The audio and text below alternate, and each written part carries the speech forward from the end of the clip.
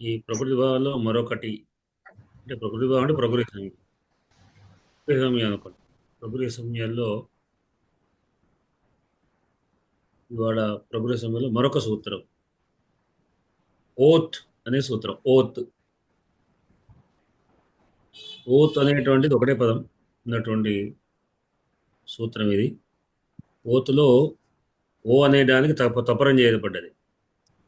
ఓ అనే వర్ణానికి తపరం చేయబడి ఓత్ అనే ప్రథమ విభక్తి పదం. ఏమిటి? ఓదంత నిపాత ప్రబుల్య సంజ్ఞ స్యాత్ అని.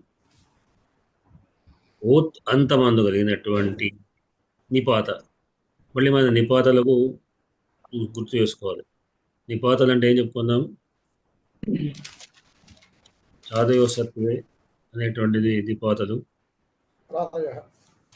చాదయ చాదయ అనేటువంటి అట్లానే ప్రాదయ కూడా ప్రాదులు ప్రాదులు అంటే ఒక రకంగా వాటికి వ్యుత్పత్తులు ఉండవు అన్నమాట.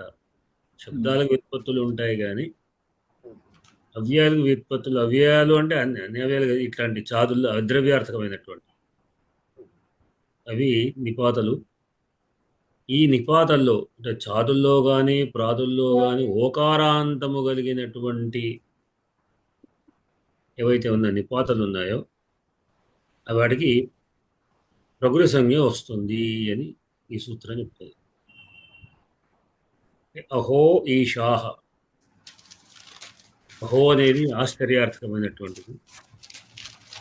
అహోలో ఓకార అహో అనేటువంటిది ఇది అద్రవ్యార్థం అనేదానికి ఇది మనం చాదులో చేర్చబడ్డది. చాదులో కాక చాదులో చేర్చబడ్డది.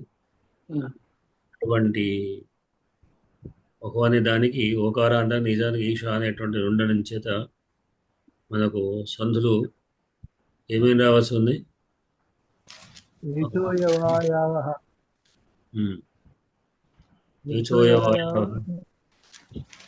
అనేటువంటిది రావాలి. కానీ చాదయో అసత్య అనే ప్రకారం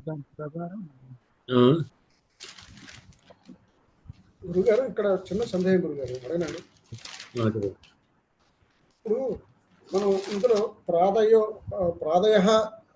తర్వాత దాని ముందు ఇంకోటి అనుకున్నాం కదా, చాదయో. ఈ రెండు అనుకున్నప్పుడు మూడో సూత్రం దగ్గర నిపాత అన్న దగ్గరికి వచ్చినప్పుడు ఏకాచనాంగం అయినప్పుడు అక్కడ ఒకటే అచ్చు ఉండాలని వచ్చింది. అది ఇక్కడ అప్లై కాదంటారా? ఇక్కడ ఆ సూత్రం ఒకటే అచ్చు నిపాత ఏకాజనాంగ సూత్రం ప్రకారం వచ్చిన తర్వాత మళ్ళీ ఇది ఎందుకు చెప్పుకున్నాం అంటే ఇక్కడ ఈ ఓతల చోట ఇక్కడ ఒకటే అచ్చు ఉండాలన్న సూత్రం ఇక్కడ అప్లై కాదు కదా. అది కాదు కనుకనే ఈ సూత్రం స్పెషల్ చెప్పబడ్డది. ఒకవేళ అదే ఉన్న తర్వాత మళ్ళీ ఇంకా ఇది అక్కర్లేదు కదా అంటే ఈ సూత్రం ఎందుకు పోతుంది ప్రత్యేకంగా. మరి ఈ సూత్రంలో ఒకవేళ ఓకారం ఉంటే ఓకారాంతమైనటువంటిది అయితే ఓకారాంతం అనడంతోనే మనం ఏకాశకంగా మిగతా కూడా ఉందని అర్థం వస్తుంది ఆటోమేటిక్గా. కనుక అనేకమైన ఇంకా ఉన్నప్పుడు ఇంకొంటుంది. అక్కడ ఈ ద్విపాత ఏకాజనాంగ అనే సూత్రాలు మాత్రం ఒకే అచ్చు ఉండాలి నియమం. అక్కడ వరకే ఆ నియమం, అక్కడ వరకే, దీనికి కాదు. తరువాత మరొక అంటే ఈ చాదలు చదివి చూసినప్పుడు చాదయ అని అన్నారు కదా అందులోను మొదటి సూత్రంలోను. ఆ సూత్రం చాదులు ఉన్నప్పుడు ఇంకా ఇందులో 4-5 కనపడ్డాయి గురుగారు. అంటే ఓకారాంతమైనటువంటి ఇవి అహో, ఉతాహో, హో, ఆహో, నో అవి కూడా కనపడ్డాయి. అయితే ఇక్కడ కేవలం మనకి సూత్రంలో చెప్పింది మాత్రం కేవలం ఈ ఓత్ అన్న దాని గురించి ఈ అహో ఈశా అన్న ఉదాహరణ ఇచ్చారు ఇక్కడ. అంటే ఈ అహో అన్న దానికి వర్తిస్తుందా ఇది ఇక్కడ? అహో మీరు ఓకారంలో ఏవైనా ఒకటి మాత్రమే అని చూపిస్తున్నాం. ఇక్కడ ఉదాహరణ ఇచ్చారు కాబట్టి ఒకదానికి సరిపోతుంది. అంతే కదా. ఇప్పుడు యథాదేశం ఒక శుద్ధి భాష చెప్పుకుంటుందా? మీరు ఎక్కడ చెప్పుకుంటారా? సవర్ణ దీర్ఘ సంధి చెప్పుకుందాం, మనం ఏదో ఒకటి చెప్పుకుందాం అంతే. ఆ 4ంటికి సవర్ణ దీర్ఘమా? అవి కేవలం ఉదాహరణ మాత్రమే. అంటే మీకు ఏదైనా కనబడితే అవి కూడా వాడటం కూడా చేసుకోవచ్చు. అది ఓకారాంతం ఉండాలి, ద్విపాత ఈ 2 నియమాలు వాటికి. అందుకని అహో ఈషాహ అన్నప్పుడు అహో లేదంటే ఓకారానికి ఈషాహ ఉంది. ఇక్కడ ప్రకృతి సంజ్ఞ ఉంది కనుక మళ్ళీ మనకు వెంబడే కృత ప్రకృతి అచినిత్యం కనుకనే ఇక్కడ మనం ప్రకృతి భావం వస్తుంది అట్లా. మనకు ప్రకృతి సంజ్ఞ మాత్రమే సూత్రం చెప్పుకుంటున్నాము. ప్రకృతి సంజ్ఞ వస్తే ఏమవుతున్నది అంటే వెనకంచి ఆ సూత్రం ఉంటుంది కృత ప్రకృతి అచినిత్యం. దాని ప్రకారం ప్రకృతి భావం వస్తుంది అని. ప్రకృతి భావం అది కృత ప్రగృహ్య అతి నిత్యం అన్నది అక్కడ నిత్యమే కదండి. ప్రకృతి భావం నిత్యమే కదా అక్కడ. నిత్యమే సూత్రంలో ఉంది కదా. సో నిత్యం ఉంది. కానీ ఇక్కడ అఫ్కోర్స్ ఇంకా ముందుకెడితే కొంచెం ముందుకెడితే తర్వాత పెడతాను. ఆ సందేహం తర్వాత అడుగుతాను. ప్రస్తుతం మీరు చెప్పండి సార్. ఆ తర్వాత అడుగుతాను. అసలు ఆ సందర్భం వచ్చి పడతాను ఇక్కడ ముందే కాదు. ఈ సూత్రంలో దీని ఒకసారి వేరే వివరించండి. గురుగారు ఈ సూత్రాన్ని వివరించండి మీరు. నేను చెప్పనండి, చెప్తాను. అప్పుడు ఏమైనా అనుమానం అంటే అనుమానం నా సందేహం తర్వాత రెండో దానికి వెళ్ళినప్పుడు వచ్చిందండి. అందులో అక్కడ అడుగుతాను అన్నాను. మీరు రెండో ఇంతవరకే చెప్తాను. అదేనండి అక్కడే. అయితే ఇంతవరకే చెప్తాను గురుగారు. ఈ మొదటి చెప్తాను. ఈ ఇప్పుడు చూసాం ఓత్ ప్రకృతి భావంలో మరొక విధానం ఇది. ఓదంతమైన అంటే దీర్ఘ ఓకారాంతమైనటువంటి నిపాతానికి ప్రకృతి సంజ్ఞ వస్తుంది అన్నది ఈ సూత్రం చెప్తోంది. ఓదంతో నిపాత ప్రగృహ్య స్యాత్ అన్నది వృత్తి. ఓదంతమైనటువంటి దీర్ఘ ఓకారాంతమైన పదానికి నిపాతం వచ్చి ప్రగృహ్య సంజ్ఞగా కలుగుతుంది అని ఉదాహరణ. దీనికి ఉదాహరణ ఏమిచ్చారు? వివరణ ఏమిచ్చారు? ఉదాహరణ ఇచ్చారు. అహో ఈశాహ. అహోలో హకారోత్తరవర్తి ఓకారానికి పక్కన ఈశా అని ఉన్నప్పుడు రూపసాధన చేసుకుంటూ విడితే ఏవో ఐచులకు అయోవాయవ సంధి రావాలి. అయితే అవాదేశం సంధి రావాల్సి ఉండగా మనం ముందనుకున్న చాదయో సత్య సూత్ర ప్రకారం నిపాత సంజ్ఞ కలిగి ఓదంతమైనటువంటి చాదయో సత్య ప్రకారం నిపాత సంజ్ఞ అవుతుంది. నిపాత సంజ్ఞ అయితే ప్రగృహ్యం వచ్చి ఇక్కడ ఈకార రూపం ఈశా అచ్చుపరంగా ఉంది కాబట్టి ప్లుత ప్రగృహ అచ్చునిత్యం అన్న చోట మనకి సంధికారం జరగకుండా నిత్యంగా ప్రకృతి భావం వచ్చి అహో ఈశా అన్నటువంటి రూపం మాత్రమే ఉంటుంది అనేటువంటిది ఈ ఓత్ అన్న సూత్రంలో మనకి అర్థమవుతుంది. ఇది ఈ ఓత్ సూత్రం చెప్పింది ఇంతవరకు. మరొకసారి చెప్పనండి. చెప్పండి. ఈ ఓత్ అన్న సూత్రంలో ఇవాళ ఇప్పుడు మనం చదువుకునే ఓత్ అన్న సూత్రంలో ప్రకృతి భావం 7 ప్రకృతి భావానికి సంబంధించిన మరొక విధానం ఇందులో. గారు మ్యూట్ లో పెట్టుకోమాట.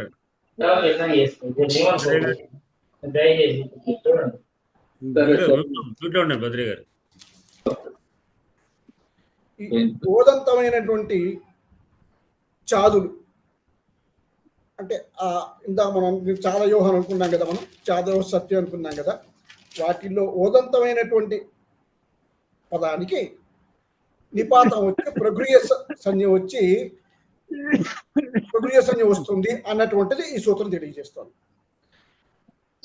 ఉదాహరణ ఇచ్చారు. అహో ఈశా అన్న ఉదాహరణ తీసుకున్నప్పుడు ఇందులో ఓదంతమైనటువంటి అంటే దీర్ఘ ఓకారాంతమైనటువంటి నిపాతకు ప్రగృహ్య సంజ్ఞ కలుగుతుంది అన్నది ఈ సూత్రం చెప్తుంది.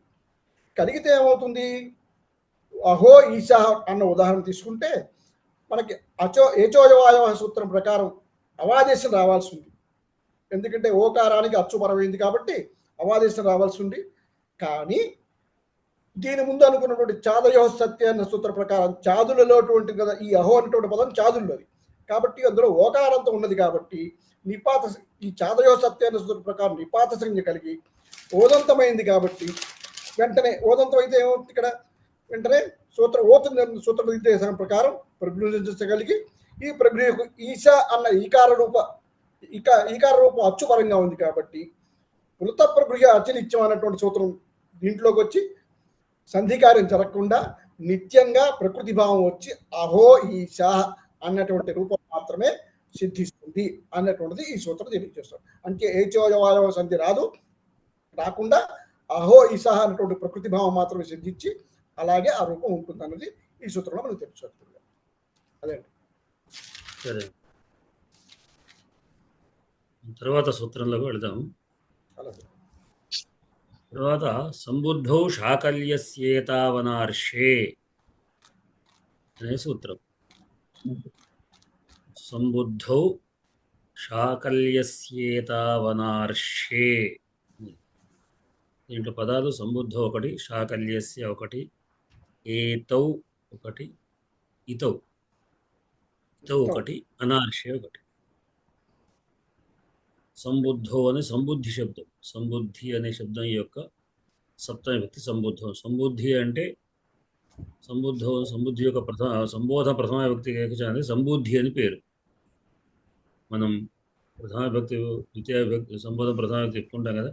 సంబోధన ప్రథమ వ్యక్తిలోని ఏకవచనానికి మాత్రమే సంబుద్ధి అని పేరు. అందుకొరకే అదొక్కటి మాత్రం మనకు తేడా కనబడుతుంది. రామ రామ, హే రామ. నీలాని హే రామో హే రామ సేమ్ ఉంటాయి, ప్రథమ వ్యక్తిలో ఉంటాయి. హరి హరి హరే, హే హరే, హరి హరే. శంభు శంభు, హే శంభో ఉంటుంది. రమ రమే రమ, హే రమే అని. సంబుద్ధికి సంబంధించినటువంటి ప్రత్యేకమైనటువంటి ఆదేశాల ప్రకారంగా మార్పు వస్తుంది. దానికి సంబుద్ధి అని పేరు. సంబుద్ధౌ, సంబుద్ధి అన్నది ఒకటి, సప్తమి విభక్తి ఏకవచనం. శాకల్యస్య, శాకల్య మహర్షి మళ్ళీ ఇక్కడ మనం చూసుకుంటున్నాం. ఆ చాకల్యాచార్యుని అనే షష్ఠి విభక్తి శాకల్య పదానికి. ఇతో అనేది ఇతి అనే దాని శబ్దంగా తీసుకుంటే, మామూలుగా అయితే ఇతి అవ్యయము.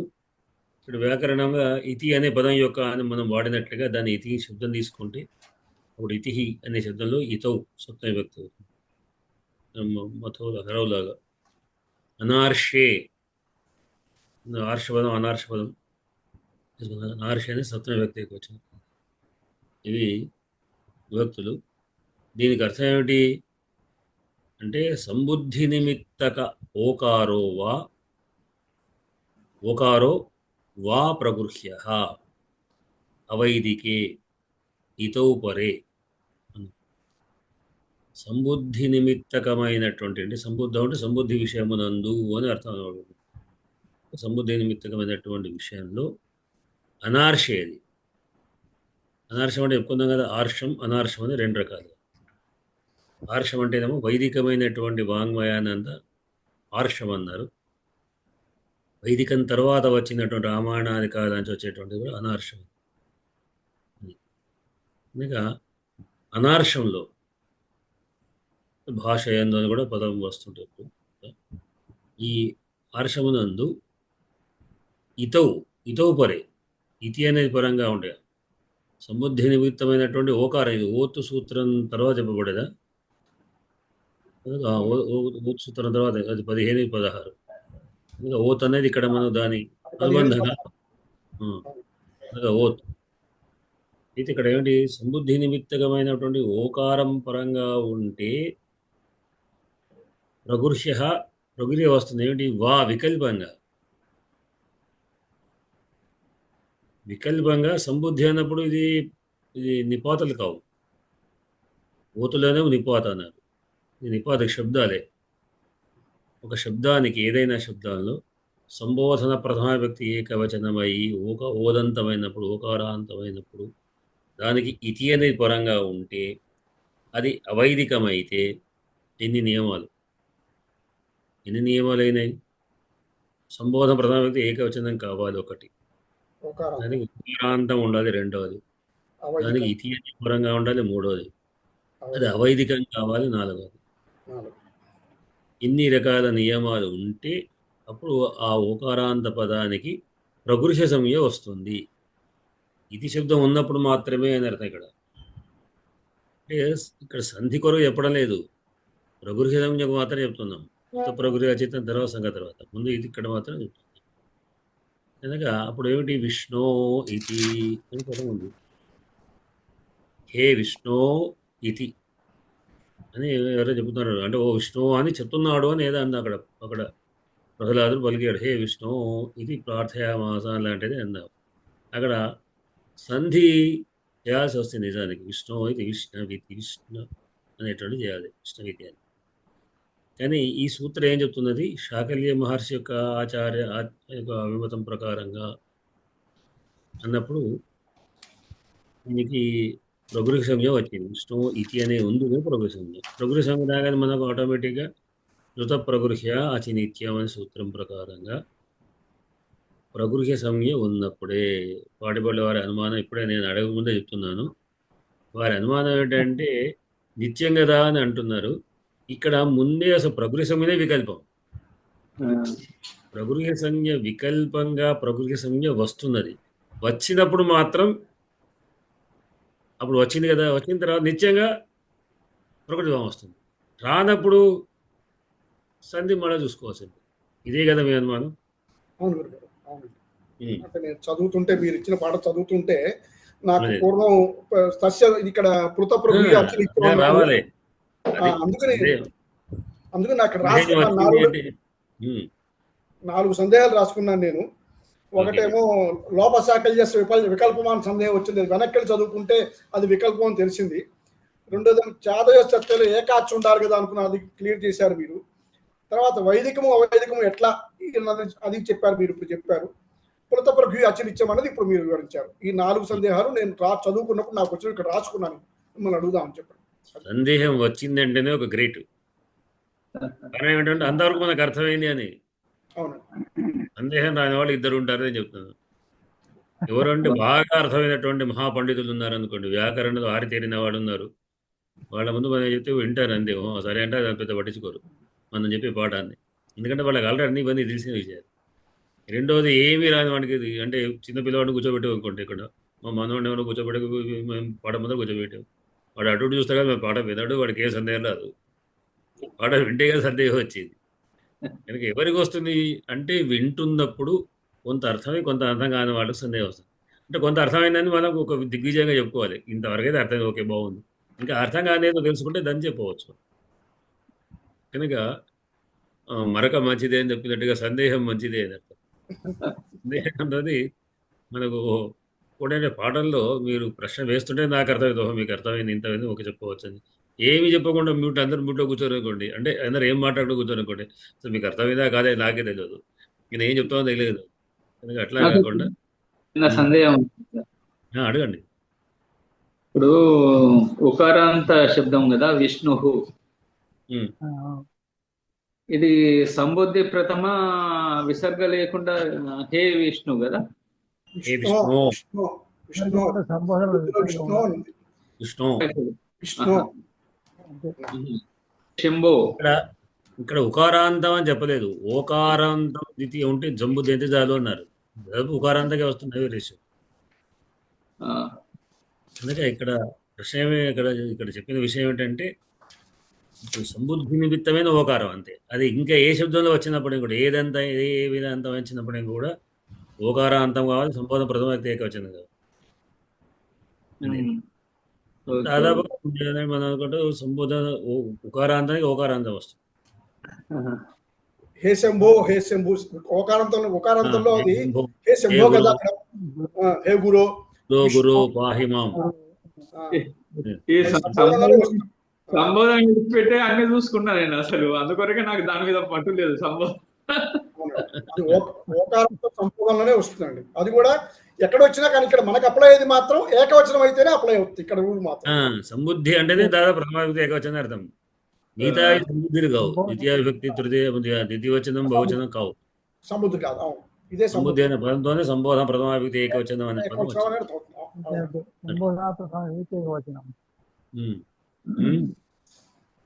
Okay okay. నాకు హే రామ అన్నట్టు హే విష్ణు అన్నట్టు పోయింది. హే రామ, హే విష్ణు, హే శంభో. శంభు శబ్దం అని చెప్పుకున్నా, శంభో శంభో అన్నట్టు శబ్దం ఇవన్నీ కూడా. ఇప్పుడు ఏమిటి మనం విష్ణు ఇతి అన్నప్పుడు విష్ణువులోని ఓకారాంతమైనటువంటి సంబుద్ధి కనుక, ఓకారాంతమైంది కనుక ఇతి అనేది పరంగా ఉంది కనుక ఇది వేదంలో చెప్పబడిన విషయం కానటువంటిది. అంటే వేదంలో మార్పులు ఉండవచ్చు మనకు. అదే వైదికంగా అంటే మనం ఏదో దేంట్లో చెప్పుకుంటుంది అన్నాగరికి అవసరం. అప్పుడు విష్ణు అనేటువంటి దానికి ఇతి అనే పరంగా ఉన్నప్పుడు ఈ సూత్రం చేత ప్రగృహి సంజ్ఞ వికల్పంగా వస్తుంది. రాని పక్షం వేరే విషయం. వచ్చినప్పుడు మాత్రం ఏమవుతున్నది, కృత ప్రగృహ్య అచినిత్యం అనే సూత్రం ప్రకారంగా నిత్యంగానే, అప్పుడు అది నిత్యంగానే ప్రకృతి సంజ్ఞ కలిగి ప్రకృతి భావం వచ్చి విష్ణు ఇతి అయిపోయింది. మరి అసలు ప్రకృతి సంజ్ఞ అనేది రానప్పుడు విష్ణు ఇది అన్నప్పుడు మళ్ళీ ఏం చేయాలి మనం? మన వెనుక ఉన్నటువంటి సందులు ఏమున్నాయి? ఏచోయవాయవహ అవాదేశం వస్తుంది. విష్ణవు ఇది విష్ణవు ఇది అన్నప్పుడు మళ్ళీ లోపశాఖలేసే సూత్రం చెప్పింది అక్కడ. ఉపకారానికి లోపం విష్ణ ఇతి అవుతుంది. లోపశాఖలేస్య అనేటువంటిది దాని అది వికల్పమే. లోపరాని పక్షంలో విష్ణవితి అంటే ముందు మనం ముందు ఏచోయవా చెప్పుకుందాం. విష్ణు ఇది అన్నప్పుడు విష్ణు ఇది దీనికి అవాదేశం వస్తుంది. విష్ణవు ఇది లోపశాకల్యస్య ఏం చెప్పుకుందాం? అవర్ణపూర్వయో పదాంత యవయో లోపో వా అసిపరే అంతే. అసిపరే అంటే అకారానికి అకారం పూర్వంగా ఉన్నటువంటి యవలకు అశుపరంగా ఉంటే గనక లోపం వికల్పం, యకారానికి వకారానికి లోపం వికల్పంగా వస్తుంది అన్నది ఆ సూత్రంలో చెప్పారు. అది దాన్ని ఖండిస్తుంది ఈ సూత్రం. దాన్ని ఖండిస్తుంది. ఈ శాఖలుడి అది శాఖలుడి యొక్క అభిప్రాయం. అవును, తస్య లోప శాఖలు చేస్తారు. అవునండి, శాఖలుడి లోపశాఖలు ఇస్తాయి. అయితే మరి దాన్ని ఎందుకు ఖండిస్తుంది అంటే దీంట్లో విశేషం ఉంది. ప్రకృతి భావంలో విశేషం ఏమిటి అంటే దీంట్లో కొన్ని విశేషణాలు ఉన్నాయి. ఇది ప్రకృతి సంజ్ఞ. ప్రకృతి సంజ్ఞలో దాంట్లోనేమో యవయోహో పదాంత యవయోహో అన్నాడు కదా. ఇది అవైదికంగా అవ్వాలి, ఇది పదం ఉండాలి, ఇవన్నీ ఉంటే మాత్రం ప్రకృతి సంజ్ఞ అవ్వాలి, కానీ వకారం లోపం కాదు అని సూత్రం ఖండిస్తున్నది. కనుక ఆ ప్రకారంగా వకార లోపం జరగకుండా విష్ణ ఇతి అని అయింది. అది రాని పక్షంలో మళ్ళీ వికార లోపం వచ్చి విష్ణ ఇతి అయింది. అది కూడా వికల్పం కనుక అది రాకపోతే విష్ణవు ఇది విష్ణవితి అయింది. విష్ణవితి అది మూడో రూపం. 3 రూపాయలు ఉన్నాయి. ఇది ఏమైనా కన్ఫ్యూజ్లో ఉందా? అర్థమైందా?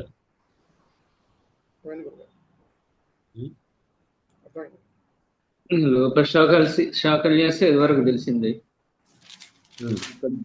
వర్తిస్తున్నది 3. ముందు ఏచోయవాయవః వకారం వచ్చిన తర్వాత ఆ వకారాన్ని మాత్రం ఏచోకు ఖండించడం లేదు. వకారం వచ్చింది, అయిపోయింది, విష్ణవి ఇది అయింది. అయితే దాన్ని ఖండిస్తూ విష్ణవి లోపశాఖలేసే వస్తుంది. లోపశాఖల్యస్యనే ఖండిస్తుంది. అసలు ఏకస్య కదా, ఏచోయవాయవనే ఖండిస్తుంది. విష్ణు ఇది అన్నప్పుడు దాన్నే అంటే ఇక్కడ మనం లోపశాఖలేసే కాదు ఖండించేది, ఏచోయవాయవ పైనే ఖండిస్తుంది. ఏది ఇది సముద్ర చాకలస్య రాకపోతే అసలు లోపశాఖలు చేస్తా ప్రసక్తి లేదు అసలు అక్కడ లేదు. కనుక ఏచోయవాయవనే ఖండిస్తాయి. ఇక్కడ లోపశాఖలేసే ఖండిస్తే లోపశాఖలు చేసే ప్రసక్తి లేదు అసలు. అవును, చెప్పండి ఒకసారి పడిబడి చెప్పండి. సంబుద్ధౌ శాకల్యస్యేతావనార్షే శాకల్యస్యేతావనార్షే. సంబుద్ధి అంటే సంబోధన ప్రథమ ఏకవచనం. ఆ పదం పూర్వంలో ఉండి దానికి ఇతి అనే శబ్దం పరంగా ఉంటే కనుక అవైదిక పరంగా ఉంటే సంబోధన నిమిత్త ఓకారాంతం పూర్వంలో ఉండి అవైదికమైనటువంటి ఇతి పరంగా ఉంటే ప్రగృహ్యం వికల్పంగా వస్తుంది. ప్రగృహ్యం వికల్పంగా వస్తుంది అన్నటువంటిది సూత్రం చెప్తాను. ప్రగృహ్యం వికల్పంగా వస్తుంది. కండిషన్స్ ఏమిటి? సంబుద్ధి అంటే సంబోధన ప్రథమ ఏకవచనం ఉండాలి 1, ఆ పదం ఓకారాంతమై ఉండాలి 2, దానికి ఇతి అనేటువంటిది పరంగా ఉండాలి 3, అది అవైదికమై ఉండాలి 4. ఈ 4 కండిషన్స్ ఉన్నప్పుడు ప్రగృహ్యం వికల్పంగా వస్తుంది. అక్కడ ప్రగృహ్యం అన్నది అది వికల్పంగా వస్తుంది. సరే, అది వచ్చినప్పుడు ఇది శాకల్య మహర్షి యొక్క అభిమతమైనటువంటి విధానం. అందువల్ల ఆ సూత్రంలో సంబుద్ధౌ శాకల్య ఇతౌ అనార్షే అన్న సూత్రంలో అలా చెప్పారు. సరే, ఇప్పుడు అలా సూత్రం వచ్చినప్పుడు ఏం జరుగుతుంది, రూపసాధన ఎలా జరుగుతుంది అన్నది ఆలోచిస్తే, సంబుద్ధి అనగా ఏకవచనం అనుకున్నాము, సంబోధన పదవాక్య పంచమం అనుకున్నాం. ఉదాహరణకి విష్ణు ప్లస్ ఇతి అన్నటువంటి రూపం తీసుకుంటే ఇక్కడ ఇతి అనేటువంటిది వైదికేతరమైంది. సో ఒక కండిషన్ కంప్లీట్ అయింది. ఓకారాంతమైనటువంటి సంబోధన ప్రథమ విభక్తి, అది కండిషన్ ఇచ్చింది, రెండవది కండిషన్ అయింది. మూడవది ఓకారాంతం, తర్వాత ఇతి పరంగా ఉంది. ఇప్పుడు ప్రగృహ్యం వస్తే దీని స్వరూపసాధన చేయాలంటే మొట్టమొదటి మనకి అన్నిటికన్నా ముందు ఎంటర్ అయ్యేది ఏచోయవాదవ సంధి. అది ఎంటర్ అయితే ఆ సూత్రం ప్రకారం రూపం ఎలా అవ్వాలి? విష్ణు విష్ణ ప్లస్ అవ్ ప్లస్ ఇతి, విష్ణవ్ ఇతి అన్నటువంటి రూపం రావాలి. కానీ ఇక్కడ ప్రకారం ఈ సంబుద్ధ సాకల్య స్థావరాశాన ప్రకారం విష్ణులోని ఓకారం ఇతి పరంగా ఉంది కాబట్టి ప్రగృహ్య సంధ్య కలిగి పృత ప్రగృహ్య అతి నిత్యం అన్నటువంటి సూత్రం ప్రకారం ఇది ప్రగృహ్యం వికల్పంగా వస్తే కనుక వికల్పం ప్రకృతి భావంగా వచ్చి విష్ణు ఇతి అన్నటువంటి మొదటి రూపం సిద్ధిస్తుంది. అంటే ప్రకృతి భావం వచ్చింది కాబట్టి వికల్పంగా ప్రగృహ్యం వికల్పంగా వచ్చి ప్రకృతి భావం నిత్యంగా వస్తుంది కాబట్టి విష్ణు ఇతి అన్నటువంటి మొట్టమొదటి రూపం సిద్ధిస్తుంది. ఇది వికల్పం అనుకున్నాం కాబట్టి రాకపోతే ఏమైంది? మళ్ళీ వెనక్కి ఏచోయవాదం అయింది గిరిగిలం. అక్కడ పరిస్థితి ఏమిటి? విష్ణు విష్ణు ప్లస్ అవ్ ప్లస్ ఇతి, విష్ణవ్ ఇతి అన్నటువంటి రూపం. ఈ విష్ణవ్ ఇతి అన్న రూపం అలా ఉండగా ఏ సూత్రం ఎంటర్ అవుతుంది? లోపసాకల్యస్ అనే సూత్రం ఎంటర్ అవుతుంది. లోపసాకల్యస్ అనే సూత్రం ఏం చెప్తుంది మనకి? అవర్ణానికి పూర్వం అవర్ణంగా ఉండి యకార వకారాంతమైనటువంటి పదాలకు అశుపరంగా ఉంటే గనక వకార యకారాలకు లోపం వస్తుంది అన్నటువంటి వికల్పంగా లోపం వస్తుంది అనేటువంటి లోపసాకల్యస్ అనే సూత్రం చెప్తుంది. ఆ సూత్రం ప్రకారం ఇప్పుడు ఏమవుతుంది? విష్ణవ్ ఇతి అన్న పదంలో వకారం లోపించి విష్ణ ఇతి అన్నటువంటి రూపం మాత్రమే రెండో రూపం సిద్ధిస్తుంది. ఇది రెండో రూపం. మూడో రూపం ఇది కూడా వికల్పమే. ఇది తస్య లోకల్ ఈ లోపం, ఇది వికల్పం కాబట్టి ఇది కూడా కాబట్టి ఈ ఏచోయవ రాకపోతే కనుక అవాదేశం, ఈ తస్య లోపసాకల్యం చేస్తే రాకపోతే అవాదేశం వచ్చి విష్ణవ్ ప్లస్ ఇతి ఉంటుంది, విష్ణవితి అన్నటువంటి మూడో రూపం సిద్ధిస్తుంది. మనకు 3 రూపాయలు సిద్ధించినాయి. మొట్టమొదటి ఏమిటి? పృత ప్రగృహ్యం నిత్యం అన్న చోటనేమో విష్ణు ఇతి అన్నటువంటి రూపం సిద్ధిస్తుంది ఒకటి. తస్య లోపసాకల్యం చేస్తే అన్నది వచ్చినప్పుడు, లోపసాకల్యం చేస్తే అన్న పదం వచ్చినప్పుడు వకారానికి లోపం జరిగి విష్ణ ఇతి అన్నటువంటి రెండో రూపం సిద్ధించింది. అయితే అది వికల్పంగా వచ్చినప్పుడు అవాదేశం వచ్చినప్పుడు విష్ణవ్ ప్లస్ ఇతి, విష్ణవితి అన్నటువంటి మూడో రూపం సిద్ధిస్తుంది. ఇది 3 భిన్న రూపాలు. ఈ సంబుద్ధౌ సాకల్యస్య ఇతో అనార్షే అన్నటువంటి రూపంలో మనకి ఈ విష్ణు ప్లస్ ఇతి అన్నటువంటి రూపంలో 3 రూపాలు సిద్ధిస్తున్నాయి. ఈ విధంగా మనం నిరూపించుకున్నాం. ఇది గురుగారు ఏమన్నా మిస్ అయినాయని, తప్పులున్నాయండి? చెప్పండి, మీకు ఇంకా ఎవరికైనా అనుమానాలు ఉంటే కానీ. అర్థమైనట్టేనా అందరు కూడా?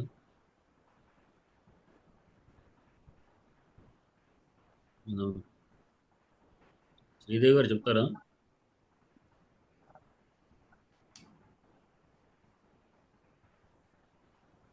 లేదు, అసలు ఈ వారంలో 3 క్లాసులు అటెండ్ అవ్వలేదు. నాకు ప్రకృతి భావం అక్కడి నుంచే నాకు అసలు వచ్చేసింది. ప్రగృహ్యం అంటేనే నాకు అర్థం అవ్వలేదు. నేను మళ్ళీ తీరుబడిగా చదివితే గానీ కుదరదు. ఈ వారం అంతా డిస్టర్బ్డ్ క్లాస్ నాకు. ప్రగృహ్య అనేటువంటిది రకరకాలైనటువంటి నియమాల ప్రకారంగా, ఏ నియమం అనియమే, ప్రగృహ్య ఆ నియమాల ప్రకారం వాటికి ప్రగృహ్య సంజ్ఞ అనేది వస్తుంది. ప్రగృహ్య సంజ్ఞ రావడం ఒకటే ఆ సర్టిఫికేట్ వస్తే వీసా వస్తుంది అనమాట. ఏమిటి? ఈ ప్రకృతి భావం. పాస్పోర్ట్ ఉంటే వీసా వస్తుంది. అసలు ప్రకృతి భావం అంటే ఏమిటి నాకు అసలు ప్రగృహ్య అనే పేరు అంతే, లేదు ఏమి వచ్చేది. ప్రకృతి అనేది ఒక పేరు అంతే. ప్రగృహ్య అనేది పేరు, ప్రకృతికి ఏమి లేదు. ప్రగృహ్య వస్తే ఆ ప్రకృతికి రాగానే వెంబడి సూత్రం ఉంది. ఋత ప్రగృహ్య అచినిత్యం సూత్రం, దాంతో ప్రకృతి భావం వస్తుంది. ఎలా కనిపెట్టాలి అది ప్రగృహ్య పదం అనేది? విడివిడిగా ఉన్నాయి సూత్రాలు. ఓహో మనకు దీంట్లో ఇదేం దానికి ఇవాళ ఓతు సూత్రం ఉంది, ఓతే ప్రకృతి అంతే, ఇంకేం లేదు. ఇవాళ అర్థం చేసుకోండి. ఓత్ అన్నాం అనుకోండి, ఓకారాంతమైన పదానికి ప్రకృతి అని ఓకే అయిపోయింది. అందుకే దాంతో ప్రకృతి సంఖ్య ప్రకృతిలో ఉంది. ఈ వెనుకపోవడం సంబంధం లేదు. ఇది మనకు వెనుక కావాల్సింది ఏమిటి అంటే పృథ ప్రగృహ్య అచినిత్యం ఒక సూత్రం ఉంది. పృతములకు కానీ ప్రగృహ్యలకు కానీ, పృతము కూడా మీరు విన్నారు ఏమిటి, ఏ కృష్ణ అత్ర గౌశ్చరతి, దీర్ఘం స్పృతం అంటే దీర్ఘంగా ఉంది, అతి మూడు మాత్రమే ఎదుటి. అక్కడ పృతం ఉంటే దానికి ప్రకృతి భావం. అట్లానే పృత ప్రగృహ్యములు, ప్రగృహ్యం అనే పదం ఇక్కడ వేరే. తర్వాత ప్రగృహ్యలో అనేది సెక్షన్ 4-5 రకాలుగా ఉన్నాయి. దీంట్లో ఇవాళ చెప్పినటువంటిది 4వదో 5వది ఇవాళ మనం చెప్పుకుంటున్నాం. దాంట్లో ఇంతకుముందు చెప్పినటువంటిది ఓతొకటి, అట్లానే ఇప్పుడు చెప్పుకున్నటువంటి సంబుద్ధో శాకల్య సేదావనార్షి, సంబుద్ధి ఎందు ప్రథమ వ్యక్తి ఎందు ఏకవిధంగా ఉండి ఓకారాంతమై ఉండి ఇతి శబ్దం పరంగా ఉండి అనార్షమైనప్పుడు దాని ప్రకృతి సంజ్ఞ. ఇది తెలుసుకుంటే ప్రకృతి మళ్ళీ వెనకొచ్చి ప్రకృతి ఆ చైత్యం సూత్రం అనేది ఆటోమేటిక్గా. ఇది 4వ సూత్రం అండి. మనం దీని ప్రకృతి గురించి చెప్పుకునేది 4వ సూత్రం. నోట్స్ అయితే రాసిస్తాను కానీ అది విననందువల్ల దొరకట్లేదు. ద్వివచనం మొట్టమొదటిది, అవసో మాత్రం ఉండవది. తర్వాత ఇప్పుడు ఇవాళ చెప్పుకుంటుంది మొదటిదేమో ఓత్ అన్నది 3వది. తర్వాత సంబుద్ధే సాకల్య చాదవ సత్వే అవి చెప్పుకున్నాం కదా, అక్కడ ఆదేశం అది ఒకటి వచ్చి చాదవ సత్వే కూడా చెప్పు. అదే వాక్య స్మరణ సంగీత అనేది చెప్పుకున్నాం కదా. విన్నాను, ప్రాదేయ సత్తే విన్నాను. మళ్ళీ ప్రకృతి సంహిత లేదా ఈ తూత అన్నీ విన్నాను. ఈ సంబోధన ప్రథమాన్ని సంబుద్ధి అంటాము. సరే, అది కాస్త ఫాలో అయ్యా. మధ్యలో వారానికి 2-3 సార్లు పోవడం వల్ల ఈ గ్రామర్ కొంచెం తప్పిపోతుంది. మళ్ళీ చదవాలి కాన్సన్ట్రేట్ చేసి. మీరు ఎప్పుడు అర్థం కాదు వెంబడి అడిగితే, లేకుండా మొత్తం పేనుకపోయినట్టు లోపలికి పోయినాక వాడు చాలా దూరం పోయినాక అప్పుడు అర్థం కాదంటే ఇవన్నీ అర్థం కాకుండా ఉంటాయి. ఒకటి మళ్ళీ అవన్నీ మనం సవరించుకోవడం కష్టంగా ఉంటుంది. నేను బ్లైండ్ గా మీరు చెప్పేదైతే రాసేస్తున్నాను. నోట్స్ రాసి మళ్ళీ చదివితే కానీ నా బుర్రకి ఎక్కదు. అది పెద్ద బ్యాడ్ హ్యాబిట్ నాకు. మంచిది అది. కొంతమందికి పునశ్చరణం నేను కూడా అట్లా చేస్తుంటా. రన్నింగ్ నోట్స్ అయితే రాస్తాను. అది అర్థమైందా లేదా వీళ్ళు మిమ్మల్ని వింటూ ఉంటా, ఇక్కడ రాస్తూ ఉంటా. ఇక్కడ బ్లైండ్ గానే ఉంటుంది, బ్లాక్ అయిపోతుంది. కానీ నేను చదువుకుని రాస్తున్నప్పుడు మళ్ళీ అర్థం చేసుకోవాలి. రాసుకుంటూ ఒక విధానం, నాకు అర్థం అవ్వలేదు. మనకి ఏం అర్థమైందో రాసుకుంటూ పోవడం ఒక విధానం. దాంతో ఇంకా కొంచెం కొంతమంది వాళ్ళు చదువుకుంటేనే అర్థం అవుతుంది. దాన్ని అన్వయం చేయాలండి. పుస్తకం చూసి మళ్ళీ సార్ చెప్పింది, ఆచార్యులు చెప్పింది చూసి రాసుకుని మనం అన్వయం చేసుకుని మనకు తోచింది రాసుకుంటేనే అక్కడ సెంటెన్స్ నాకు అర్థమవుతుంది, లేకపోతే అర్థం అలా ఒకసారి రాస్తే ఇంకా అర్థమక్కర్లేదు నోట్స్.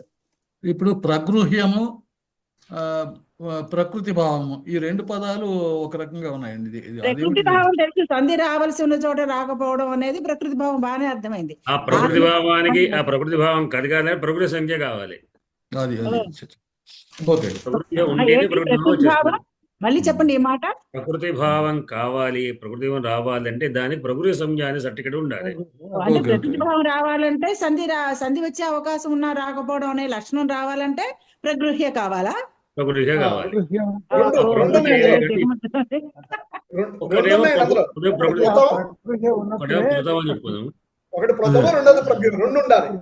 ఋతము ప్రగృహ్య, ఋత ప్రగృహ్య అచినిత్యం సూత్రం బాగా గుర్తుపెట్టుకోండి. ఋతములకు ప్రగృహ్యలు. ఋతం అంటే ఒకటే నియమం, దానికి ఏం లేదు.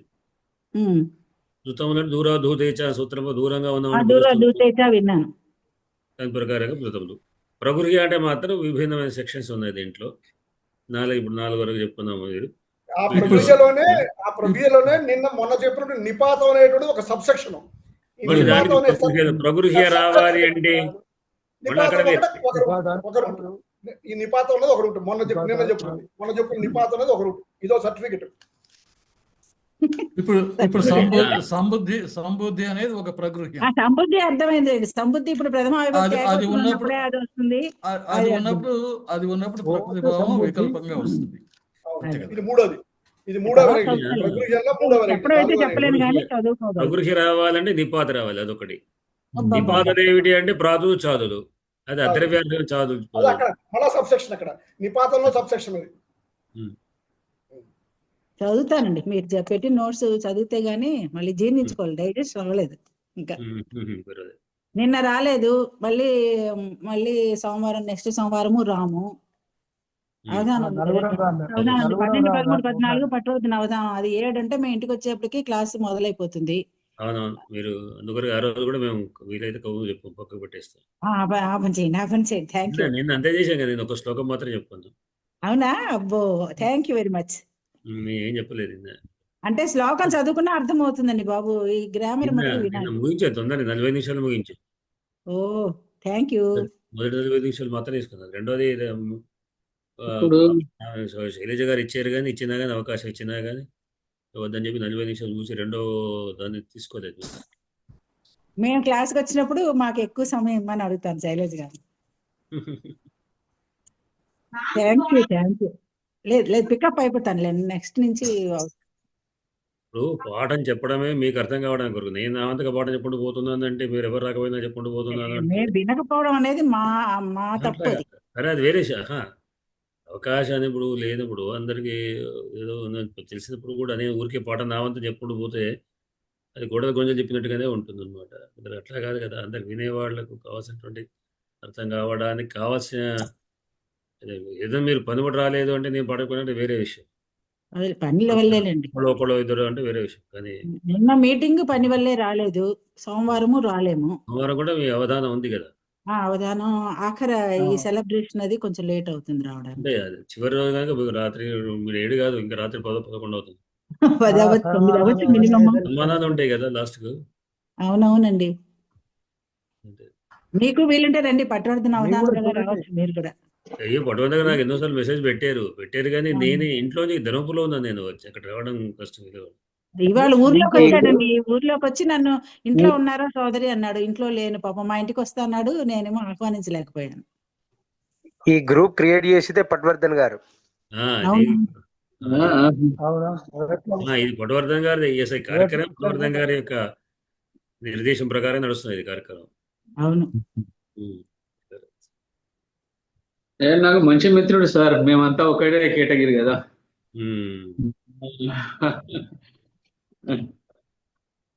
సరే, ఇప్పుడు శ్లోకం ఇవాళ ఏంటి 28వ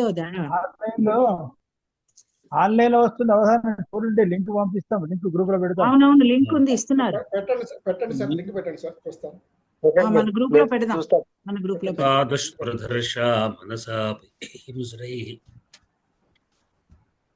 ఇత్యదృశోభా ప్రహితే క్షణేన అలక్షితాభ్యుత్సతనో నృపేణ ప్రసహ్య సింహః కిల తాం చకర్ష.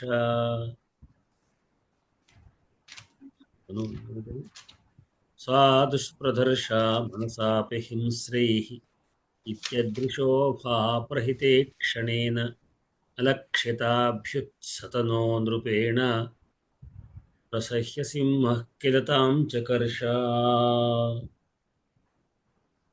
సతనది దర్శ దగ్గర ధర్నా అని పడ్డది. పతను అండి, పతను అలక్షితాభ్యుత్పతనో నృపేణ. సతన ఏమిటి అని చూస్తాం. పతన అలక్షితాభ్యుత్పతనో నృపేణ.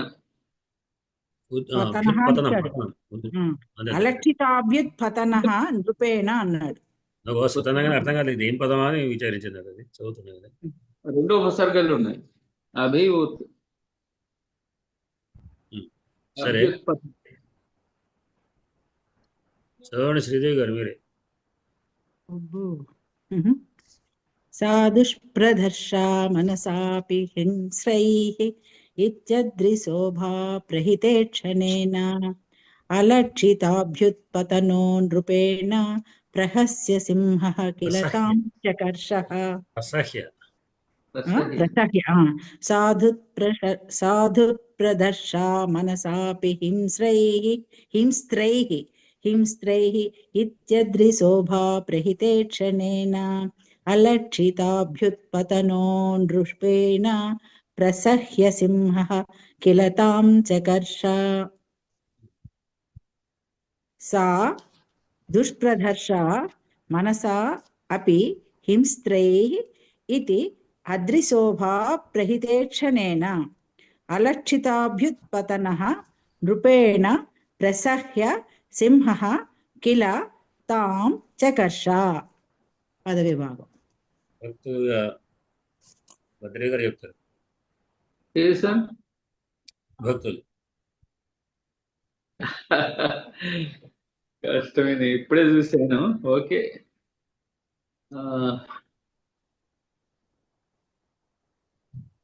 సా ఇది స్త్రీలింగం ఏమంటారు? ప్రాథమిక వచనం సా. దుష్ప్రదర్శ ఆకారాంత స్త్రీలింగ శబ్దం. దర్శ దర్శే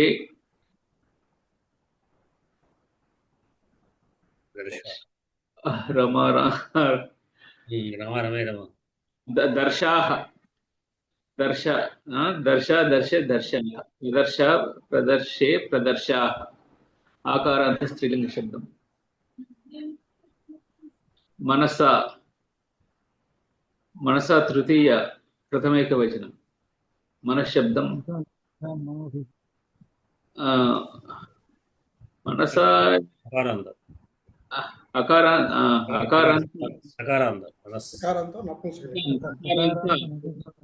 తృతీయ ఏకవచనం. అంతేనా? హింస్త్రై హింస్త్రై ఇది వచనం. హింస్త్రు హింస్త్రు సార్ ఇది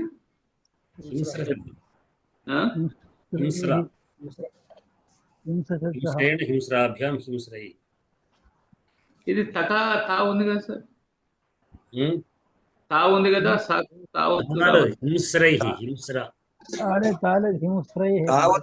తావత్తు లేదు. మేడం చదివారు, తాతోటి చదివారు, నాకు అదే పోతుంది, అదృష్టం వచ్చేసింది.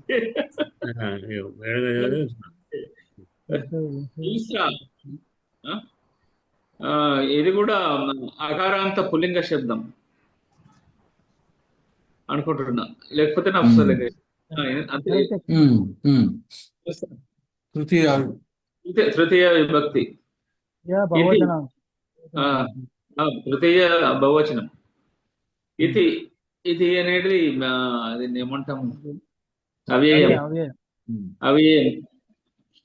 అద్రి అనేది ఇకారాంత అద్రిశోభా ప్రహితే క్షణేన ఈ క్షణేన తృతీయ. ఈ క్షణం ఇది నపుంసకలింగం, తృతీయ ఏకవచనం. ఇక్కడ ఇక్కడ విశేషణం కనుక నృపేణ విశేషణం కనుక పుంలింగం అయింది. అంతేనా? బహువ్రీహి సమాసం. అలక్షితాభ్యుత్పతనః నృపేణ. అభ్యుత్పతనో పతన్ పతనః. ఇది షష్ఠ సార్. రామశబ్దం లాగా ప్రధాన వ్యక్తి ఏకవచనం. ఇది కూడా బహుళ సమాసం. నిజానికి పతనం పుంసకలింగం కావాలి. ఇది బహుళ సమాసాంతర్గతంగా పుంలింగం వచ్చింది. ప్రధాన వ్యక్తి ఏకవచనం. ఈయనకు విశేషణాలు కాబట్టి అవే చెప్పుకోవాలి మనం. సింహాకు విశేషణం. రైట్ రైట్, సింహానికి విశేషణం కరెక్టే. అయితే ఈ విశేషణాలు ఏవైనా 3 లింగాల్లో వస్తాయి కదా. రూపేణి నృపః శబ్దం అకారాంత పుల్లింగ శబ్దం. ఇది నృపేణ తృతీయ ఏకవచనం, తృతీయ విభక్తి ఏకవచనం. నృపేణ నృపాభ్యాం నృపైః. మీరు చెప్పాలి, నాకు పెద్ద శబ్దాల మీద పట్టులేదు, కానీ కాలేకపోతే ఏ శబ్దమో నాకు కొంత ఈ ప్రకారం ఒకసారి ఈసారి బలవంతం చెప్పిస్తే అయినా కానీ మళ్ళీ వాటి మీద దృష్టి పడుతుంది. నిజానికి నేను అట్లా రాసుకుంటే ఇదివరకు అయిపో, కాకపోతే శబ్దం ఇది ఆ శబ్దం అనేటువంటిది నాకు ఉన్నది, ఏ విభక్తి తోటి ఉంటుంది అనేది ఉన్నది. ప్రసహ్య ఇది క్రియాపదం, అదే అవే అవ్యయం. ప్రసహ్య అవే చకర్ష క్రియాపదం ఉంది కదా. ప్రసహ్య అవ్యయం. సింహ అకారాంత పుల్లింగ శబ్దం. సింహౌ సింహ కిలా కూడా అవ్యయం. తాం ఇది ద్వితీయ ఆకారాంత స్త్రీలింగ శబ్దం. ద్వితీయ తాం ఏకవచనం. తాం ఏకవచనం. చకర్ష ఇది క్రియాపదం. ఇది ఏం రూపం? ధాతు ఇది క్రియాపదం. లిట్లకారం కృష్ణ. కృష్ణలేఖనే. ఇంకొక 2-3 రోజుల కొద్దిగా వీటి మీద దృష్టి పెడతా. రోజు మిమ్మల్ని అడుగుతాను, అడిగితే అప్పుడు మీరు చూస్తారు. కాకపోతే ఏందనేది నాకు దాని మీద ఉన్నది, దాన్ని తప్పనిసరి ఫైండ్ అవుట్ చేయగలను. అడిగితే మీద బాధ్యత పడుతుంది, కంపల్సరిగా చేయాలి. ఇప్పుడు పడింది, ఇదివరకు తప్పించుకున్నా కానీ ఇప్పుడు లేదు. సరే, దీంట్లో క్రియాపదం మనకు చకర్ష. కర్ష అనేది లిట్లకారం. కర్ష అనే ధాతు. అంటే కర్షణం అంటే ఏమిటి? లాగటం. కర్ష అంటే లాగాను. సంకర్షణం. సంకర్షణుడు తీసుకుని వెళ్ళేవాడు, అందులో కృషి, కర్షకుడు, అన్ని దీని పదాలు. ఇదే చకర్ష అన్నప్పుడు ఎవరు చకర్ష? ఈ ప్రధాన ఇది ఏకవచనం కనుక ప్రధాన వ్యక్తి ఏకవచనం కాదు. సింహం చకర్ష. సింహము లాక్కుని వెళ్ళింది. ఇది ఎవరిని లాక్కని వెళ్ళింది? తాం చకర్ష. నందిదేను చకర్షింది. ఎట్లా అంటే మళ్ళీ ప్రసయ్య, బలవంతంగా అని అర్థం. బలవంతంగా తాం చకర్ష కీలా కదా. తీసుకెళ్ళింది కదా అంటే బలవంతం తీసుకువెళ్ళిందని. అయితే ఆ సింహం ఎట్లా ఉంది? సింహం యొక్క విశేషణం ఏమిటి?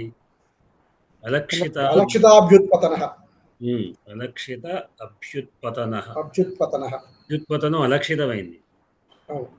పతనము, ఉత్పతనము, అభిఉత్పతనం. పతనం అంటే పడిపోవడం, ఉత్పతనం అంటే ఎగరడం, అభ్యుత్పతనం ఎదురుకుండా ఎగిరిపోవడం, పడడం అనమాట, మీద పడడం. ఆ మీద పడడం అలక్షితం, గుర్తించబడనటువంటి. లక్షితం అంటే గుర్తించ, అలక్షితం దుమ్ముకోవడము అర్థం.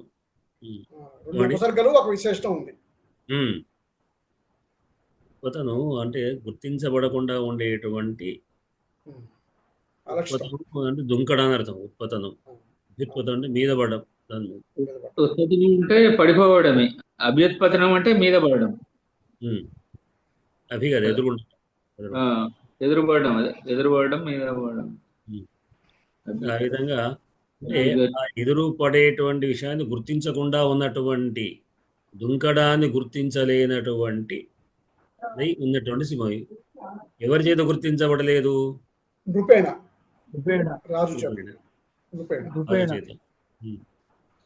రాజు చేత. ఆ రాజు ఎట్లా ఉన్నాడు? ఇత్యద్రిశోభా ప్రతిక్షణేన తృతీయ. మన తృతీయ చూసుకోవాలి మనం. అద్రిశోభా ప్రహితేక్షణేన, అద్రి యొక్క శోభ. అద్రి అంటే పర్వతం, పర్వతం యొక్క శోభ. ఆ శోభ చేత ప్రహిత, కొట్టబడిన అంటే పొందినటువంటి ఈ క్షణం చూపు కలవాడు. ఆయన చూపు నుంచి దెబ్బతింది. అది అదృశోభం తిలకించడం చేత దెబ్బతిన్నటువంటి అంటే చూపు అటుపోయింది అని అర్థం. చూడనటువంటి సమయం. అంటే రాజు చేత గుర్తించబడలేదు. దృష్టి లేదా అంటే ఆ దృష్టి ఇటు దృష్టి పడగా అటువైపు దృష్టి పడ్డది, పర్వతం మీద పడింది. పర్వతం యొక్క ఆ శోభాయమైన సౌందర్యం. శోభను చూస్తూ దృష్టి పడే. ఎందుకొరకు అంటే ఇతి అని, ఎందుకొరకు అంటే ఇతి కారణం. ఏం కారణం, ఎందుకు ఆ విధంగా అయిందంటే దుష్ప్రదర్శ అనుకున్నాడు దుష్ప్రదర్శ. దుష్ప్రదర్శ అంటే ఇది ఒక దుష్ప్రదర్శమైనటువంటిది. అంటే ఎవరి చేత కూడా ఎట్లా మనసా అపి, మనసాపి మనస్సు చేత కూడా దుష్ప్రదర్శనమైనటువంటి అంటే కనీసం ఊహించను కూడా ఊహించలేరు ఎవరు ఆ ఆవుని ఎవరి చేత అంటే హింస్రేహి, హింసరై హింశ్రమల చేత. జంతువుల చేత హింస్రములు అంటే క్రూర మృగాల చేత కనీస మనస్సు చేత కూడా దానికి నేను బాధ పెట్టనటువంటి విధంగా ఉండేది. అటువంటి గోవు ఆ నందిదేను మీద ఏ విధమైనటువంటి క్రూర మృగాలు కూడా ఏమీ చేయవు. అంటే అంత శక్తి కలిగినటువంటిది, మహిమ కలిగినటువంటిది అనే భావం చేత ఇది అనే భావంతో ఆయనే అదృశోభా పరితేక్షణేన అని ఆ విధంగా కొంచెం ఆయనకు నిర్లక్ష్యం వచ్చింది. ఏంటంటే పక్కకున్నటువంటి ఆ శోభాయమానం అదేంటంటే ఇప్పుడు చాలా రోజు వచ్చింది కదా, ఆయన చూస్తున్నాడు ఆయన ఆ పర్వత ఆ యొక్క అదృశోభను. ఏ అదృశోభ అంటే నిన్న చెప్పుకుందాం, గౌరీ గురోర్ గహ్వరమావేశ అని. అంటే హిమాలయ పర్వతం యొక్క ఆ పర్వతం యొక్క శోభ నిలిగిస్తున్నాడు. ఈ లోపల నందిదేవి గుహలోకి వెళ్ళింది. తాను మాత్రం అక్కడ ఉన్నటువంటి దాన్ని చూస్తున్నాడు. పర్వతం యొక్క ఆ యొక్క మనోహరమైనటువంటి సన్నివేశాన్ని చూడంచేత ప్రహిత దెబ్బతిన్నటువంటి ఈ క్షణం చూపుగలవాడు. ఆ విధంగా దాంతో ఏమైపోయింది, ఈ లోపల వెంబడి సింహము అలక్ష్యతాభ్యుతన అది అంటే ఆయన గుర్తుపట్టని విధంగా వెంబడి ఆయన అటు దృష్టి చూసినప్పుడు ఇది వచ్చి మీద దుంకింది. సింహం మీద దుంకింది. ఎవరి ఈ ఆవు పైన కాంచకర్ష దుంకి వెంబడి హఠాత్తుగా తీసుకుపోయారు బలవంతంగా హఠాత్తుగా చకర్ష లాగింది. లాక్కొని పోయింది అని కూడా అనుకున్నాను. ఇక్కడ గుహలోకి తీసుకెళ్ళింది, లోపలి గుహలోకి అని అనుకున్నాం. గుహలోకి ఆవేశం అనుకున్నాం కదా నిన్న శ్లోకం. గౌరీ గౌరీ గుహ గౌరీ గురోర్ గహ్వరం ఆవేశ అన్న. ఆ గుహలోకి తను లోకలికి తీసుకెళ్ళి ప్రవేశించింది. ఆయన చూస్తున్నప్పుడు ఆ యొక్క సన్నివేశం కొంచెం పర్వాలేదు అనే ఒక భావం చేత ఏ విధమైనటువంటి క్రూరం ఏమీ చేయవు, హాయిగా తింటున్నది కదా, పచ్చికబేడ తింటున్నది, ఆహారం తీసుకుంటున్నది కదా అనే భావం చేత కొన్నాక అటు ఇటు చూస్తూ దృష్టి పక్క మరల్చాడు. ఈ లోపల సింహం వచ్చి మీద పడి ఆవు మీద నందిదేను మీద పడి నందిదేను లోపల తీసుకొని వెళ్ళింది. ఈ కథలోని ఒక అనుభవం. దీంట్లో అందులో ఏమున్నాయి మనకు? మనసాపి సౌరద్రికి సంబంధించింది. ఇతి అదృశోభ ఎనాదేశ సంధి ఉంది.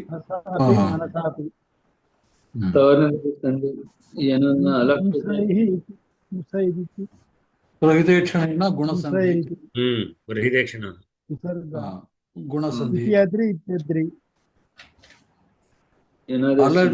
అలక్షిత అభ్యుత్పతనం అభ్యుత్పతనం అక్కడ అభ్యుత్పతనం అక్కడ కూడా ఎనాదేశం ఉంది కదా.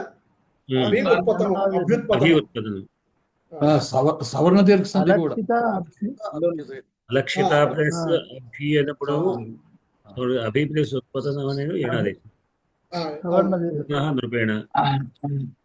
అలక్షిత అభ్యుత్పతనప్పుడు ఒక సవర్ణ దీర్ఘ సంధి కూడా అలక్ష్య పక్కన అలక్షిత పక్కన సవర్ణ దీర్ఘ సంధి, అభి పక్కనేమో ఎనాదేశ సంధి.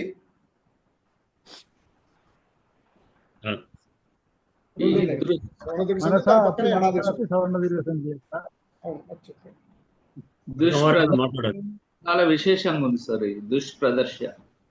తెలుగులో దుర్దర్శ ప్రయోగం ఉన్నది, చూశాను. దుర్దర్శ తెలుగు సంస్కృతమే అది. అదే దానికి దుర్ ప్లస్ ప్రా ఇంకొక విశిష్టమైన ప్రాక్ వచ్చింది అంతే లేదు.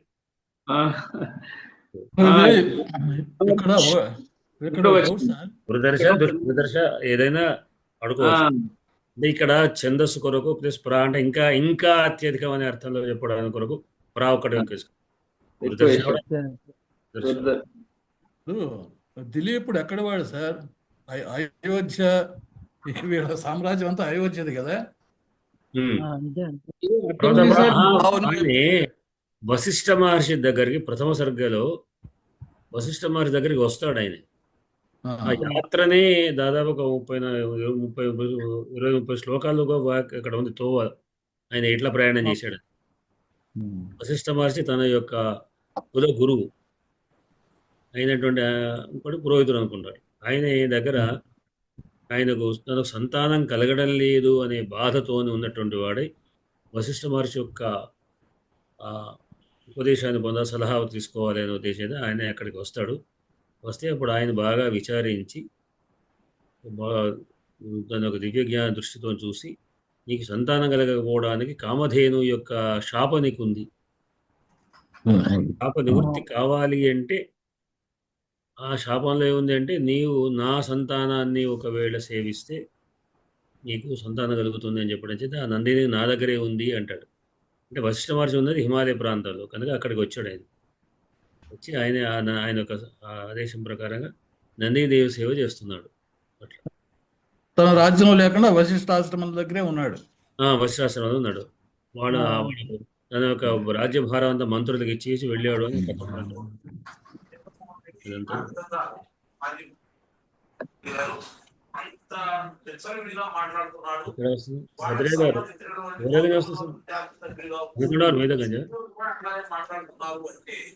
మీ దగ్గర సౌండ్ వస్తుంది.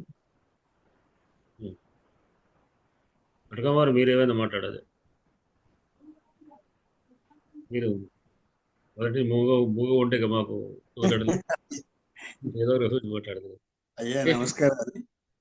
రాముడి కాలంలో వశిష్ఠుడు, రాముడి కాలంలో వశిష్ఠుడున్నాడు, దిలీపుని కాలంలో వశిష్ఠుడున్నాడు. కటకం వారు చెప్పారు, అన్వయం చెప్పారు. అది ఒకటి మనం మర్చిపోయినాము. కటకం వారిని అడగడానికి కొరకు పాటిపోవడం జ్ఞాపకం మర్చిపోయినారు. ఈ పంచాంగ శ్రవణం ఏ రోజు పెట్టుకుందాం, మాకు వారంలో ప్లాన్ వేస్తాం కానీ మీరే మాకు అందుబాటు దొరకడం లేదు. కూడా జ్ఞాపకం ఉండలేదు, మర్చిపోతున్నాం. నిన్న కూడా అనుకుందాం, ఇవాళ గుర్తు చేసుకుందాం మళ్ళీ మర్చిపోయాం.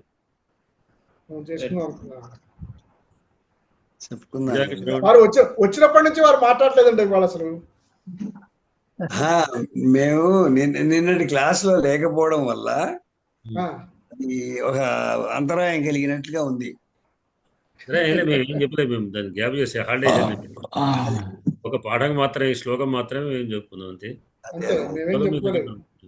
అందువల్ల దీనిని అంటే ఇది కథ తెలిసిన కథ అయినప్పటికీ ఆ పదాలు ఏవి ఎందుకు వాడబడినవి, అహింస్రై అనే పదం కొంచెం అది కొత్త రకమైనటువంటి పదం, ఇలాంటి పదాలు ఎందుకు వాడారు అనేటటువంటిది మనం ఆలోచించే పరిస్థితి లేదు. ఎందుకంటే నిన్నటి పాఠం నేను వినకపోవడం వల్ల అది మొత్తం మీద అతను పరధ్యానంగా ఉన్నాడు అని అంటే ఒప్పుకునేటట్టు లేదు.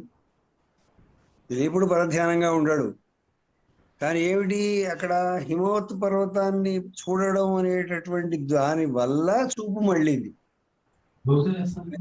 అనేది ఒకటే అక్కడ మనకు కనిపిస్తున్నది తప్ప ఇక్కడ హింస్రేహే మీరు అన్నట్టుగా హింస్ర పదము వాడడం చేత ఇది సూచన. సా దుష్ప్రదర్శ మనసాపి హింస్రే అంటే మనస్సు చేత కూడా క్రూర మృగాలు సమీపించడం ఏమి చేయవని అన్నప్పుడు అది ఆయన యొక్క నిశ్చిత కరెక్టే కనుక మరి ఇక్కడ హింస్ర పదమే ఇక్కడ జరిగింది అంటే ఇది ఏదో రకమైనటువంటి కేవలం కల్పితమైనటువంటి దాన్ని మనకు సూచిస్తున్నాడు.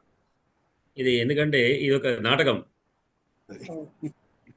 అనే విషయాన్ని మనకు సూచింపజేస్తున్నారు అన్నమాట కవి. ఆయన కొంత అతి విశ్వాసం కూడా కనిపిస్తుంది.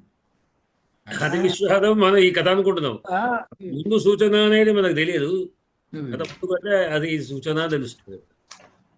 అంటే అది నిన్నటి పద్యం వినాలి గురుగారు, నిన్నటి పద్యం వినలేదు కాబట్టి వాళ్ళకి ఆత్మానుతరస్య భావం అనేటువంటిది సూత్రం. అందరూ నిన్నటి ఈ పద్యానికి ఏమంటే నేను అనుకుంటుంది ఇతనికి ఉన్నటువంటి భక్తి ఎంత తెలుసుకోవాలని కోరుతుంది అనమాట, కోరుతుంది జిజ్ఞాసమాన. అది కరెక్టే. ఈయన సైడ్ నుంచి ఏమిటంటే ఇక్కడ చెప్తున్నాడు కదా, దీని అవును. వంక ఎవరు కన్నెత్తి చూడలేరు అనే ఒక ధైర్యం ఈయనకు వచ్చింది. వచ్చింది. ఆ ధైర్యం రాబట్టి కొంచెం దృష్టి మరలింది. అవును. కానీ దీనికి నిన్న అసలు ఇదేమిటంటే ఆ ధేనువు తెలుసుకోవాలని కోరిక కలిగింది. ఇతని భావం ఇతను చేస్తున్నాడు, అనుసరిస్తున్నాడు. కానీ అతని భావం ఏంటో తెలుసుకోవాలని కోరిక కలిగేటప్పటికీ మిగతావి దిలీపుడు ఎంత ధ్యానంగా అంటే పరధ్యానం లేకుండా ఉన్నప్పటికీ కూడా ఆ మాయ క్రియేట్ చేయటంలో ఆమెకి క్షణకాలం చాలు. అదే ఉపయోగించుకుంది. ఆ క్షణకాలం ఉపయోగించుకుంది. ఆ సమయంలోని సింహం మీద పడింది. కథలో ఇక్కడ ఇంకోటి ఏంటంటే దర్శన అనేటువంటి పదం వాడాడు చూడండి. కానీ అంటే దాన్ని ఏమి చేయలేవు ఏ జంతువులు కూడా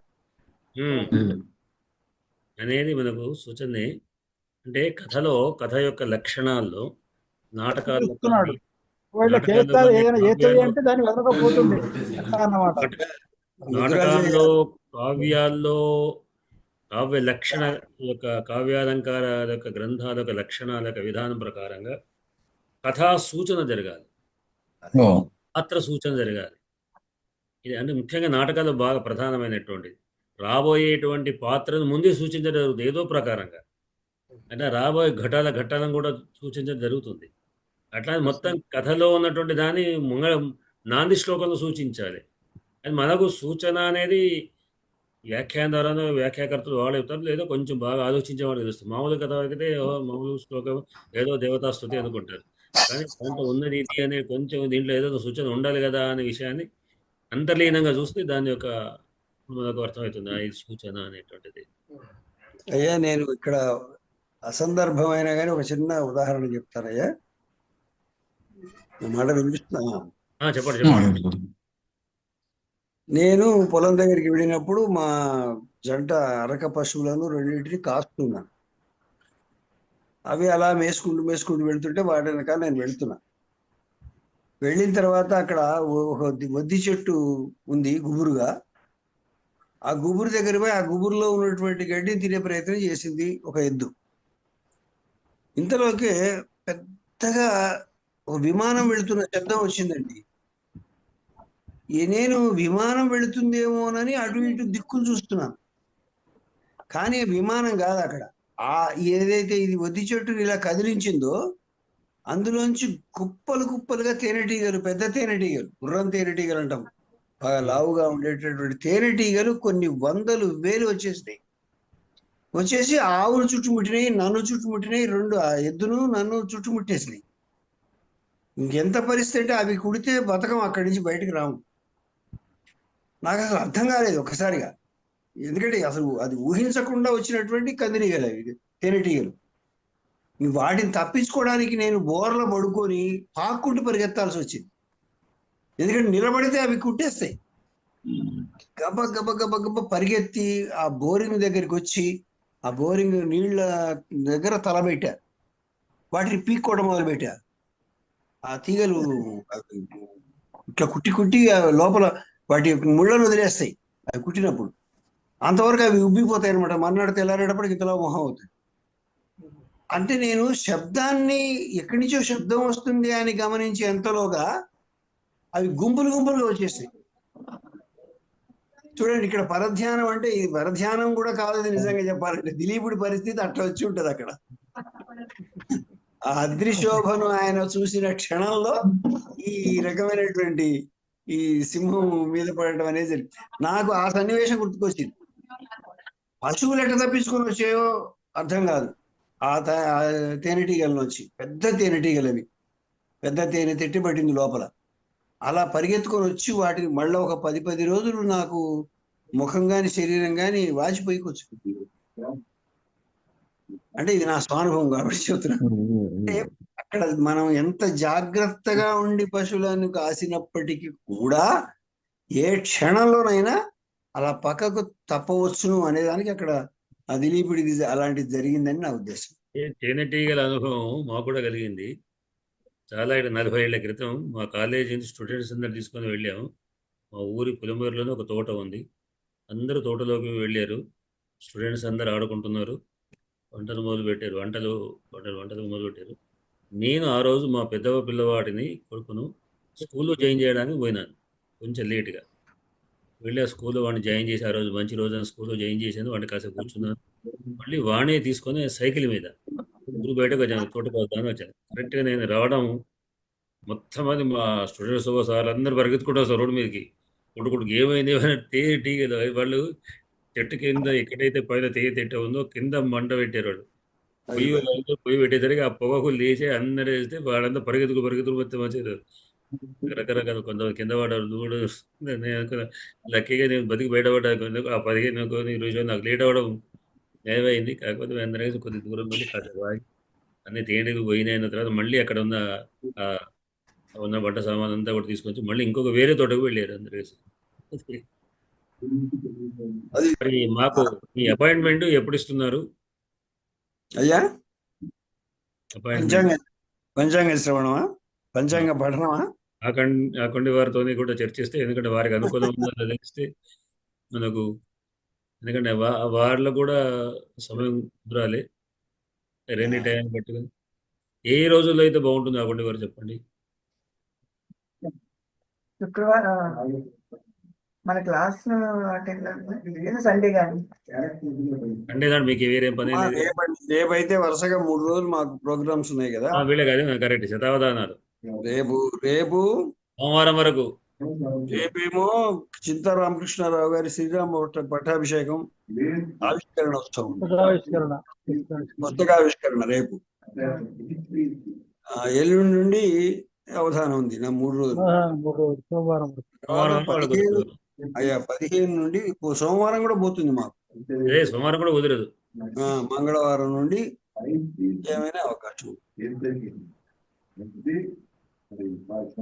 ఇందులో విజ్ఞులు తెలవని పంచాంగం తెలియని వాడు ఎవరు లేరు, కానీ ఏదో నాకు ప్రాధాన్యత ఇచ్చి నాతో చెప్పించాలని మీరు అనుకుంటే నేను తప్పకుండా చెప్తాను.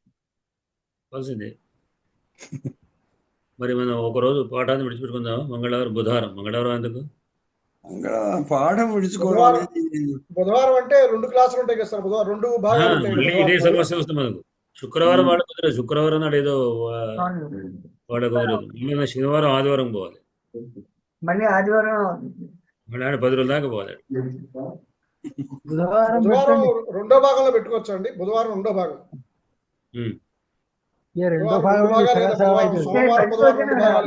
మళ్ళీ 40 minutes లో క్లోజ్ అయిపోతుంది. మనం ఒక గంట అయినా ఇవ్వకపోతే ఎట్లా?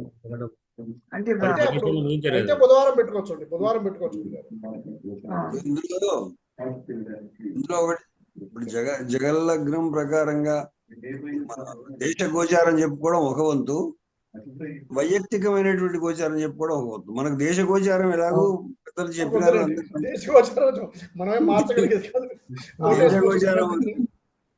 దేశ గోచారాన్ని వైయక్తికంగా రాసులు కానీ లేదా లగ్నాలు కానీ తీసుకొని వాటి ప్రకారం మొదటి సెషన్ మీకు అయినాక వీలైతే మేము 2వ సెషన్ పాట చెప్పుకుందాం. 2 పార్ట్, ఒక పార్ట్ మీది 40 నిమిషాలు చెప్దామండి. అలాగేనయ్యా. అయితే బుధవారం మొదటి భాగం పెట్టుకోవచ్చండి. శనివారం పౌర్ణమి ఉన్నారు. ఆది సోమ మంగళ బుధ చతుర్థి చవితి అయినట్టుంది ఆ రోజు. ఆది సోమ మంగళ బుధవారం చవితి మరి. అంటే శనివారం పౌర్ణమి అన్నారు. రేపు పౌర్ణమిగా. ఎల్లుండే పౌర్ణమి. రేపేనండి పౌర్ణమి. రేపా? చతుర్దశి. అయితే పంచమవుతుంది. రేపు చతుర్దశి, ఎల్లుండి శనివారం తర్వాత ఆదివారం శనివారం పౌర్ణమి. శనివారం పౌర్ణమి అంటే బుధవారం చవితి. బుధ చవితి అవుతుంది.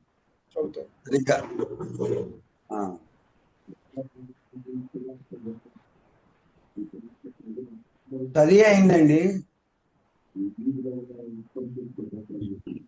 చైత్రమాసం బుధవారం నాడు తదియే ఉంది. సాయంత్రానికి సరే ఏ గడియలు వస్తాయనేది కాదు, ప్రాతः సమయంలో అదే కదా. అంతే. గురువారం అయితే సైతి. గురువారం చెప్పుకుందాం. మనకి అప్పుడు బ్రేక్ ఉండదు, వీలు బట్టి ఉంటుంది. ఇది ఈ రోజు బ్రేక్ అవుతుంది. మళ్ళీ ఇదే రోజు గురువారం చెప్పుకోండి. అదే గురువారం లోడ గురువారం అలాగే రాయండి మరి